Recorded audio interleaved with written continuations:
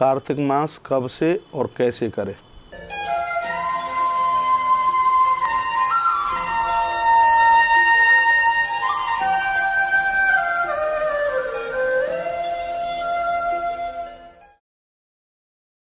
आइए, तुलसी Tapovan YouTube channel में आप सभी भक्तों का बहुत बहुत स्वागत है। इस वीडियो में हम चर्चा कर रहे हैं कार्तिक मास स्नान कब से करें और उसकी नियम विधि क्या है। राजा प्रथुने देवर्षि नारद जी को कार्तिक के बारे में पूछा था। उन्होंने पूछा था कि महाफलम त्वया प्रोक्तम मुने कार्तिक माघगो तय स्नान विधिम सम्यक नियमानापि नारद। हे प्रभु, आपने कार्तिक आदि इन पवित्र महीनों के बारे में कभी चर्चा की थी। अब मैं आपसे इस महीने के बारे में पूछना चाहता हूं कि इस व्रत को किस प्रकार से किया जावे, इसके बारे में आप बताएं। तो सबसे पहले तो मैं आप सभी भक्तों को कह दूं, 21 तारीख से कार्तिक मास लग रहा है। 20 तारीख को ही रात्रि को सब व्यवस्थाएं कर लीजिए। व्यवस्था क्या करनी है? व्यवस्था ये करनी है कि 20 तारीख की रात्रि से ही आप धरती पर सोना आप शुरू करें। प्रातः भोर में जल्दी जागें। लेट बाथरूम से सबसे निवृत्त होने के तत्पश्चात तुलसी की जड़ों की माटी, उसमें सफ़ेद तिल को पीस करके उसमें मिला करके उसको देह के ऊपर उसका लेपन करना है और उसके तत्पश्चात नहाना है, स्नान करना है। इतना ध्यान रहा जाए कि मुख की शुद्धि बहुत ज़्यादा आवश्यक है। स्नान इसमें बहुत ज़्यादा जरूरी है। इन सब चीज़ों के करने से कार्तिक स्नान की महिमा में मैं आपको कहना चाहूँगा, इसे आयु, बल, यश, शांति, प्रजा, पशु, धन, ज्ञान, मेधा, प्रज्ञा, स्मृति, ये सब चीजें इससे बढ़ती हैं। मैं निवेदन करना चाहूँगा कि लेट बाथरूम किए बिना, मल विसर्जन के बिना, पेट खाली किए बिना, दांतोन किए बिना, दांतोन में आप वो लकड़ी नहीं ले सकते, तो दांतोन के लिए कुछ चीज़ें इसमें बताई गई है, उससे आप लें। इसमें वर्णन किया गया है कि आप इसमें पता नहीं अब आपके यहाँ ये मिलेगा कि नहीं, पलाश की दांतुन मिल जाए तो इसके लिए बहुत ज़्यादा बढ़िया है। और भी ऐसी और हैं, एक जड़ की लकड़ी आती है, उसको भी इसमें आप ले सकते हैं। पलाश के लिए और के लिए तो इसमें वर्णन किया नहीं गया है, लेकिन इसमें आप टूथपेस्ट को आप मत लीजिएगा। इसको आप इस प्रकार से दांतुन आप करें। कटीला वृक्ष, कपास, निगुंडी, ब्रह्मवृक्ष, पलाश, बिल्व, रेण, दुर्गंधी युक्त वृक्ष का मैं आपसे माफ़ी मांगूंगा, क्षमा मांगूंगा। जैसा ग्रंथ में वर्णन है, एक सूची में वर्णन किया गया है कि आप कटीला वृक्ष, कपास, निगुंडी, ब्रह्म वृक्ष, वहाँ ब्रह्म वृक्ष नाम पलाश का ही है, ब्रह्म वृक्ष नाम पलाश का है, बेल, यानी इनकी आप दांतों न करें। इससे आप मिट्टी से अपने या राख से आप अपने दांतों को मांजिएगा।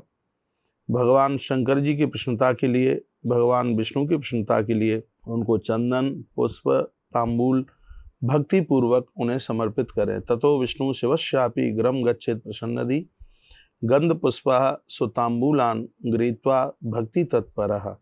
इस पूरे महीने में ऐसा आप कुछ नियम बना लें, भगवान श्री कृष्ण के ऊपर कदम्ब का फूल मिल जाए चढ़ाने के लिए, शंकर जी के ऊपर बेलपत्र और शालग्राम भगवान के ऊपर तुलसी पत्र मिल जाए तो बहुत आनंद हो जाएगा। देवालय गानपरा इतस्ते विष्णु मूर्तया तपांसी यज्ञ दानानि कृतानि च जगद्गुरु। कार्तिक के महीने में देवालय में भगवत नाम संकीर्तन किया जावे तो निश्चित रूप से यज्ञ करने का सौभाग्य तत्काल फल वह प्राप्त हो जाता है। भगवान ने स्वयं कहा है कि नाहम बसाम बैकुंठी योगी नाम हृदय च मदभक्ताय त्रिगायत्री तत्तिष्ठामि नारद। हे नारद, जो मेरा नाम का संकीर्तन करता है, मेरा कीर्तन करता है, तो मैं उसके हृदय में जाकर के बसेरा करता हूँ, उसे अपनी भक्ति दे देता हूँ। सतपुराण कथा स्वत्ता मद भक्तानम चगायनम नेक्षंति ये नरामूढ़ा मद द्वेषास्ते भवंती। कार्तिक के महीने में कथा सुनने और सुनाने का दोनों का बहुत ज्यादा प्रभाव है। इस महीने में दो तरह के व्रत हैं, एक है व्रत और एक है एक भुक्त व्रत। एक भुक्त व्रत में आप एक बार सूर्य अस्त होने से पहले आप भोजन ले सकते हैं, और दूसरा ये है कि जिसमें आप निराहार करके ही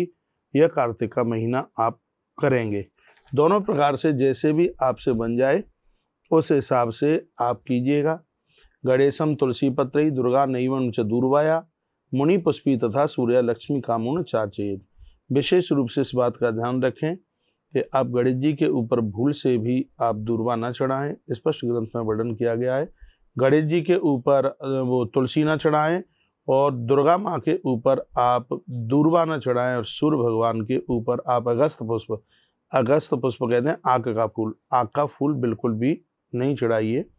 पूजा में सुगंधित फूलों को आप प्रयोग में लीजिएगा। इस विधि के साथ जहाँ तक हो कार्तिक में आप कहीं जलाशयों में, नदी में स्नान करने का मौका मिल जाए, कुएं का पानी मिल जाए, हैंडपंप का पानी मिल जाए तो ये देखिए। यदि ये मिलता भी नहीं है तो मैं निवेदन करना चाहूँगा कि आप अपने घर में भी उसमें गंगा जल डाल करके उस जल के द्वारा आप स्नान कीजिए। इसमें एक और बड़ी बात कही गई है, मिट्टी के घड़े में पानी भर करके रख दें और फिर सुबह उस जल से भी नहाने का विधान बताया गया है। जो लोग भगवान विष्णु और शिव जी को पूजते हैं इस कार्तिक मास में, वे मनुष्य संपूर्ण पापों से रहित हो जाते हैं और अपने पूर्वजों के साथ विष्णु लोक में विराजित होते हैं। स्पष्ट लिखा है, वर्णन है, विष्णु शिव रूपाणी च पूजा नादिकम कुर्वन्ति सम्यग निष्कार्तिके ये निर्धत्त पापा सह पूर्वजेस्ते प्रयांत विष्णुर भवनम मनुष्यः।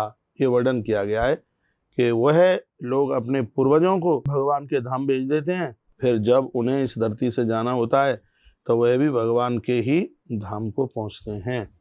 तो आप इस कार्तिक मास में नित्य पूजा करें। मैं छोटी छोटी वीडियो के साथ अभी दीपदान के बारे में मैं भी आपको बताऊंगा, अर्घ के बारे में भी मैं आपको बताऊंगा। अभी तो इस वीडियो में मैंने आपको ये बताया कि 21 तारीख से आपको ये व्रत आरंभ करना है। 20 तारीख की रात्रि से ही जमीन में सोना है, या तो निराहार रह करके व्रत कर सकते हैं और एक बार आहार लेकर के भी व्रत करोगे तो भी व्रत का पुण्य आपको प्राप्त होगा। शालराम भगवान के ऊपर तुलसी पत्र चढ़ाइए, मिल जाए तो कृष्ण के ऊपर आप कदम के फूल चढ़ाइए और शालराम भगवान के ऊपर तुलसी, और भगवान महादेव के ऊपर यदि बेलपत्र की व्यवस्था हो जाए तो ये बहुत ज़्यादा बढ़िया होगा। क्योंकि लिखा है विष्णु शिव रूपिच पूजा नादिकम।